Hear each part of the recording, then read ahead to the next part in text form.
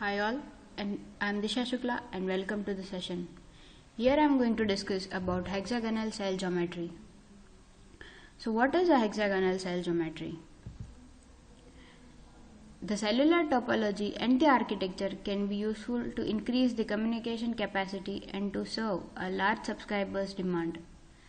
This leads to quantitative methods for determining the best cluster size and simple methods for allocating sub-bands of the spectrum within a cluster. For cells of the same shape to form a telesession so that there are no ambiguous areas that belong to multiple cells or to no cells. The cell shapes are of three types: equilateral triangles, squares or regulars. The coverage area of a cellular network are divided into cells, each cell having its own antenna for transmitting the signal. Each cell has its own frequency. Data communication in cellular network is served by its base station transmitter, receiver and its control unit. The shape of the cells can either be square, hexagon or equilateral triangle. A square cell has 4 neighbors at distance d and 4 at distance root d. Better if all the adjacent antennas are equidistant, and it simplifies choosing and switching to the new antenna. Whereas a hexagon cell shape is highly recommended for its easy coverage and calculation. It offers the advantages like it provides equidistant antennas and distance from the center to the vertex is equal to the length of the side. That is, when discussing about the hexagonal cell geometry, hexagon allows easy and manageable analysis of the cellular system. In circular pattern, adjacent circles can have gaps in between or create overlapping regions. Hexagonal closely approximates the circular radiation pattern in any omnidirectional base station antenna. A cell must be designed to serve the weakest mobile in the service area, and they are located at the edge of the cell.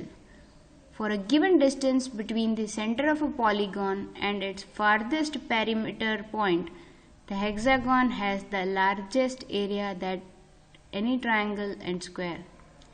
In hexagonal geometry, if it is used, then only few members of the cell can cover a geographic region.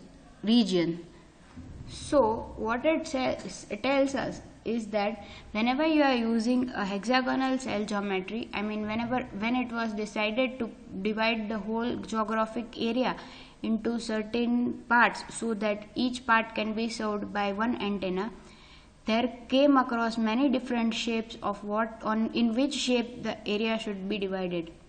So the first thing that comes into mind is divide the area into circles, because an antenna would be transmitting in omnidirection. But when you place different circles with each other, there remains some gap between the 3 circles, and at that point either all the 3 antennas of the circles would be transmitting, or either none of them would transmit. Then they came across the concept of using a triangle. An equilateral triangle is something using which you can transmit equal amount of transmission at each point. But whenever you are using an equilateral triangle, there is a possibility that the whole area needs to be divided into lots of equilateral triangle, and hence the number of transmitters, that is the number of antennas required, would be much higher. The same is the case with the square. Even in the square, the number of areas divided would be very large, and hence the number of antennas required will also be more. Then they concluded, that is, after all the researches in all these areas, they concluded that we can divide the whole area into hexagons, because a hexagon would transmit evenly at all the places, and hence all the users at any point in his area would be able to get the transmission.